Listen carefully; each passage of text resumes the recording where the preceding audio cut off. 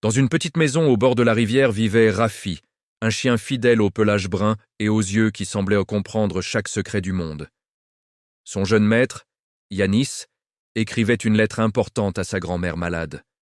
Une lettre pleine d'amour, de souvenirs et d'espoir. Mais ce matin-là, alors que Yanis déposa la lettre dans le sac de Rafi pour que Hillel apporte au facteur, une bourrasque de vent emporta l'enveloppe hors du jardin.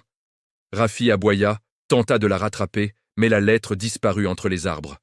Le chien comprit aussitôt. La lettre ne devait pas se perdre. Alors il se mit à courir. Rafi arriva dans une cité animée où les marchands criaient leur prix et où 1000 odeurs flottaient dans les airs. Il suivit la trace du parfum de l'enveloppe grâce à une petite marque d'huile laissée par les doigts de Yanis.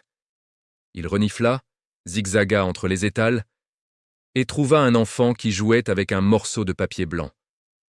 Mais ce n'était pas la lettre, juste un emballage. L'enfant, touché par la détermination du chien, lui donna un indice. « J'ai vu un facteur ramasser une lettre près de la fontaine. Il est parti vers la ville du pont. » Rafi remercia d'un jappement et repartit. La deuxième ville était traversée par un immense pont de pierre, sur lequel passaient voyageurs, calèches et marchands venus de loin. Rafi chercha, renifla, interrogea les passants de ses grands yeux suppliants. Finalement, un vieux pêcheur le reconnut. Ah oui, le facteur. Il a trouvé une lettre sans adresse complète. Il l'a donnée à une jeune fille qui collectionne les enveloppes perdues. Elle vit dans la ville des collines. Rafi remercia, puis reprit sa course. La dernière ville était calme, entourée de collines vertes et de chemins sinueux. Rafi y arriva épuisé, les pattes tremblantes, mais la détermination brûlait toujours dans son regard.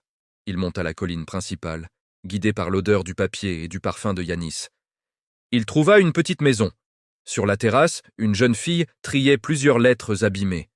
Quand elle vit Rafi, elle sourit. « Je savais que quelqu'un viendrait chercher celle-là. » Elle sortit une enveloppe froissée mais intacte.